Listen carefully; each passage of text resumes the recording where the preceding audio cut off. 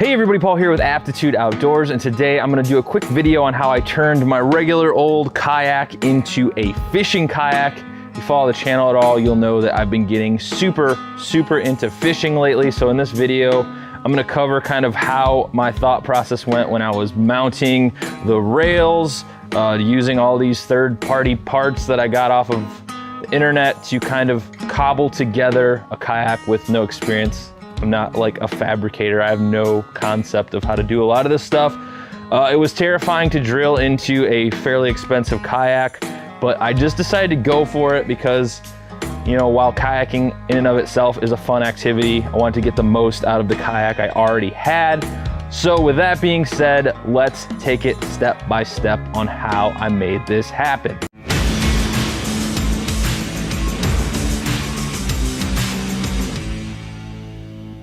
All right, so first off, the scariest part of this whole process was drilling these rail mounts into the kayak. These are Scotty, that's the brand. They were pretty affordable, easy to find on Amazon, and they had a ton of different accessories that you could mount stuff to. They're all interchangeable, so I wanted to kind of stick with something simple because I'm not like a master fabricator or anything. So I got these Scotty mounts. They have a rail system, stuff slides in, you screw it down. I'll go over that in a minute. But by and far, this was the most terrifying part of the process. I just literally screwed them right into the kayak itself. You know, it's a little unsettling drilling holes into a kayak you paid a little over $1,000 for. So that was the scariest part of this whole process. But once I kind of committed, it didn't hurt too bad. Just put them in with a regular electric drill, screws directly in, didn't crack or anything. That was my biggest concern. They are sticking out a little under the bottom, but my legs don't touch it or anything. I'd say the first and most important step would be to sit in your kayak and kind of like mock these up to make sure that your paddle isn't gonna hit them or your leg isn't gonna hit them when you're under here with the screws coming through. Yeah, I would make sure that's a huge factor. And you know, I learned that after I installed this, my afterthought was, oh crap, am I gonna be able to paddle once I start sticking stuff all over it? Luckily, by luck alone, nothing hits it when I paddle, so that's a good thing. But I have two of these mounted here, one for a fish finder and one for a rod holder and the transducer mount for the fish finder. So let's dive into the accessory stuff next that I got for this kayak. You can get anything for your kayak that you want. Obviously, this is just how mine's set up. I don't really care about brands. I'm not like a huge gearhead or anything. I just want stuff that works. So this works for now. Let's dive into the accessory pieces that I bought for this kayak. All right, so the main thing that I wanted to have on this kayak was a fish finder, because just going out there blind and not knowing where any fish are has been the biggest frustration of the last 3 decades of my life. So I invested in a small fish finder, and honestly, this was the most complicated part of the process because I had to kind of like match the pieces from 2 different brands of things together and buy a bunch of stuff at the hardware store to make it work. But it wasn't that bad. If I can figure it out, you can definitely figure it out. But the cool thing is that the same brand that makes these mounts has a transducer arm that you can literally slide right into this railing. And it's very simple. Once you have the railing installed, everything else is super easy. You just slide it on, get this cable out of the way, you screw it down, it screws into place, and then it locks itself in there pretty steady. Let's get it set up right. All right, so it's locked in there pretty good, and then it just has a swivel, so when you're ready to go fishing, you drop it down so it doesn't get damaged while you're, you know, dragging your kayak around or lifting it around. Transducer arm goes on real easy. Then the cable, you know, you can tuck around. All right, so I had to mount this transducer to this transducer arm. And it's basically a bolt through here, which it doesn't come with. You have to figure that out on your own. But essentially, there is a gap, and it's probably hard to see on here, but there's a gap here, and there's a gap here from the actual mount coming off the transducer arm. So I went to the hardware store. I took all this with me, and I found a bolt that would go through all the way, and I found a little wing nut that would make it really easy to take on and off if I needed to, which, you know, I shouldn't, but if I ever did need it, or if I needed to get a different transducer or whatever in the future, different fish finder, it would be really easy to take off. And then I bought some They didn't have plastic washers, but they had silicone washers. And I got, you know, 6 or 8 of them. I don't remember how many exactly. So I made them in between to fill that distance so that it wouldn't, you know, put too much pressure on it when I tightened it down, but it would keep it secure and it would make it easy to kind of tilt if I needed to a little bit once the transducer was in the water. And that was it. I think it cost me about $5 in bolts and washers. These silicone washers are probably the most expensive part, but it was really simple. Nothing complicated. I didn't need to drill anything. It was just as simple as matching up the size of the bolts at the hardware store. So yeah, if I can do it, you can do it. It was very, very simple. And then you just run the cable up to the actual fish finder itself and you're good to go. So the cool thing about this transducer arm mount is that once that's installed and screwed down, like I said, that Scotty brand has a bunch of accessories that you can buy for the kayak that make it super easy to like make it super customized.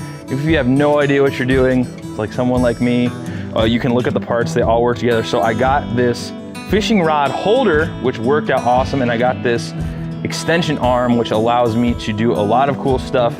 I have it kind of set up. Yesterday I was fishing in it for the first time, and I had it set up so that I could put my rod directly in front of me when I'm sitting in the kayak.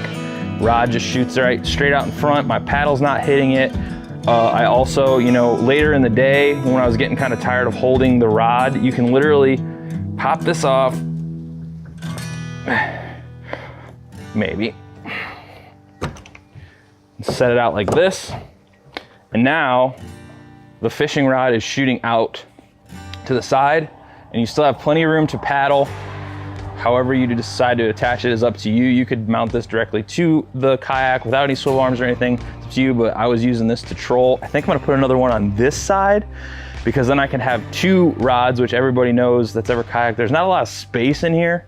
A fishing specific kayak's gonna have a lot more room for you to put rods and stuff, but this kayak was not designed for that at all. So I'm just kind of like making it work, which is kind of my deal. And I'm gonna put another one over here, but long story short, super easy to use. If I wanted to, if I wasn't using the fish finder, I could just throw it up here and have that out of my way, and onto this stuff. I could put a cup holder here, I don't know, whatever they sell with this stuff for beer, whatever you want.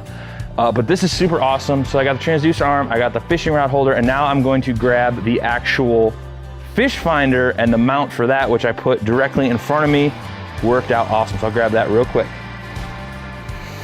So again, with the fish finder, I have this Garmin Striker Plus 4. It worked really awesome yesterday. You know, it was showing fish, it was showing depth, it was mapping the depth charts. I mean, what more could you want? It's a very simple thing to use. It automatically hooks up to the GPS. Great. I'm not like endorsing them or anything, but this is the one I had. It was affordable and it worked really well for my needs, and it fits. You can see how small it is for a kayak. It's like super tiny and easy to throw on here. With this, the most complicated part, sort of like with the transducer that goes with it, or the transducer that comes with this on the transducer arm, was a little bit of a hassle. You also have to have a little mount to mount the GPS to, which was pretty affordable. I think it was like $8 or $9. And as you can probably see, I just have a bunch of various random bolts and nuts that I had laying around in my garage that I put down through here to make it work. It's a universal fish finder mount for a small fish finder, so the holes lined up perfectly. As long as you have bolts laying around that are pretty small that can fit through the hole, that's an easy fix. It probably took 2 minutes. And then it's the same concept. It literally slides right in here. You center it, you screw it down just like you did with the transducer arm. It stays nice and secure, it's not gonna go anywhere. And then it's mounted directly in front of you. So that whole setup is basically, I'm ready to go kayak fishing. Probably, if you have a small semblance of skills to use a drill and like some screws, pretty much good. I didn't measure, I didn't do anything. I just mounted these directly to it. And that was pretty much it. And then with the fish finder, you know, the first time I used the fish finder was like a few weeks ago, and the cables and the batteries and all that stuff can be pretty daunting when you open the box because you're having to like wire batteries and stuff. Like, I'm not a mechanic or anything, so I just kind of figured out it's really not that complicated. It looks complicated, but you're essentially plugging the transducer directly into the fish finder. And then there is a cable for the battery, which I'll go over in a second, that you run to the back of the kayak or wherever you can keep the battery relatively dry, and then it works. That's it. It's simple. It reads the fish, shows you where you're at. Perfect tool. So I'm going to dive into how I rigged up the battery, which was just with crap I had laying around, and it kind of works. I need to come up with a better solution, but this is literally my first attempt at setting up a kayak for fishing. So let's check out what I did with the battery. Okay, so the third part to this whole thing is the cable that goes from the fish finder to the battery and the battery itself. This is a 12-volt jet ski battery that I had laying around. You can use any 12-volt battery as far as I know. I don't really know a lot about electronics and things of that nature, but this battery works and it's really simple. Got a positive, got a negative on there. It has a positive and a negative wire on here, and it also has a little fuse in there in case you overpower it or something, or probably if it gets wet, it blows the fuse and doesn't blow your fish finder up. So there's a red cable and a black cable that are coming off of this, which will power your fish finder. These other two cables are specific for this fish finder. I guess they can communicate with other fish finders if you hook them up. I don't know, I don't have another one to hook it to. So essentially put this battery in the back of the kayak with the terminals facing outward so they're easy to hook up. You know, I wire in the positive and the negative, and then I ran this cable up the cockpit of the kayak, kind of kept it tucked nice in here. I tucked these cables or these wires directly under the webbing, and every kayak's different, but you should have some webbing somewhere that you can hook this to. Try to get it as centered as possible. When it was all hooked up, ran this over to the Garmin to power it, and then I had my setup. It was very strange. I will grab the next piece of this and show you how I did it. So to keep the battery from sliding around inside of here, which you don't want because A, it'll probably come unplugged, the battery could flip over. You know, if your battery isn't sealed like this one, you can get acid all over your kayak. Don't think you want that. So I spent a good maybe 2 hours just messing around with junk I had in my garage to try and keep it from moving. There's not a great solution. I tried sticky tape, I tried double-sided tape, I tried double-sided Velcro, I tried those 3M strips, and nothing really held up because the kayak has a bow to it on the bottom and the battery is flat. And there's not a specific compartment in this kayak for a battery like there probably is in a fishing kayak, specific fishing kayak. So I found a microphone stand that I had laying around.